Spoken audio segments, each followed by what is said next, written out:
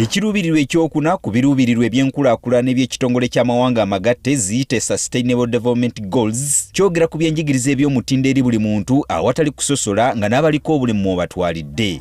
Okusobola okutuukiriza kino, gavumenti n'ebitongole by'obwannakyewa bizze bikola enteekateeka ez'enjawulo ezigendereddwamu okwanguyizaako abaana abaliko obulemu okwanguyirwa emisomo gyabwe nga bannaabwe abalala abataliiko bulemu. Ezimu ku nteekateeka zino mulimu okubafunira ebikozesebwa mu masomero, okubawa obudde obumala mu kaseera ak'okutuula ebigezo, okufulumya amateeka agalambika enzimba y'ebizimbe wamu n'enguudo mu matendekero. Kati Ssettendekero wa Makerere atongoza bbaasi y'abayizi abaliko obulemu okubayambako okutambula mu ssettendekero ono ne mu bifo ebirala eby'enjawulo mu yunivasite eno. Mwebembezi Ronald, omuyizi asoma diguli ey'okubiri masters degree y'omu ku bayizi 1,400 abaliko obulemu mu kaseera kano mu ssettendekero e Makerere, agamba nti wadde ng'alina akagaali k'amasannyalaze abadde atambula kilomitaazi eziwera 8 buli lunaku ng'entambula ya bbaasi eno yakumuyambako nnyo. Si buli muntu ng'asobola kugula akagaali kano.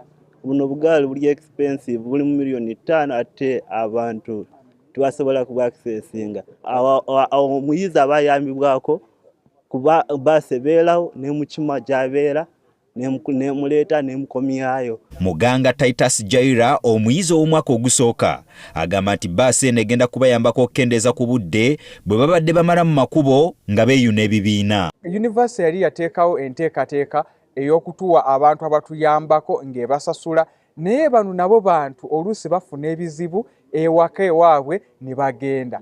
Naye bane olwa bbaasi eno etuyambye nnyo, at least kasatu tegeera ati yo bbaasi ejja kujja ssaawa zino tusobola okwetegeka mangu bbaasi n'etukima. Avunaanyizibwa ku mbeera z'abayizi mu ssettendekero Makerere, Dr. Winnie Kabumbuli atubuulidde nga bbaasi eno egenda kweyambisa app oba omutimbagano abayizi gye bagenda ne banyiga eppeesa ku ssimu oba ku kompyuta, bbaasi n'esobola okubasanga we bali okubatwala. Tugenda kubeera ne stations era nga ku buli college bbaasi egendayo ng'epiikinga nga yeetooloola yunivasite yonna oba library oba Kisulo, bwetutyo bwe tugenda okutambuza omulimu guno. Omumyuka wa Ssenkulu owa Makerere University Professor Barnabas Nawangwe ategeezezza nti bbaasi eno etambulira ku masannyalaze yabaweereddwa ng'ekirabo okuva mu kampuni eya Kira Motors era ng'abayizi bagenda kugikozesa ku bwereere. Bbaasi eno ejja kubanga bagikozesa ku bwereere era tujja kukola buli kisoboka kyonna okulaba nti omwana tatambula okunoonya bbaasi erina okumunoonya gy'ali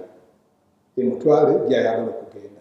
Ng'oggyeko bbaasi eno ey'amasannyalaze, Makerere University eguze ne bbaasi endala 2 okuva mu Kira Motors wadde nga zo zikozesa mafuta nga zigenda kweyambisibwa okutambuza abayizi ebweru wa yunivasite naddala nga bagenda okusoma mu bifo ebyewala ziyite field tours, nga bbaasi zino zombiriri ziwa emmensa akawumbi ka shilingi za Uganda.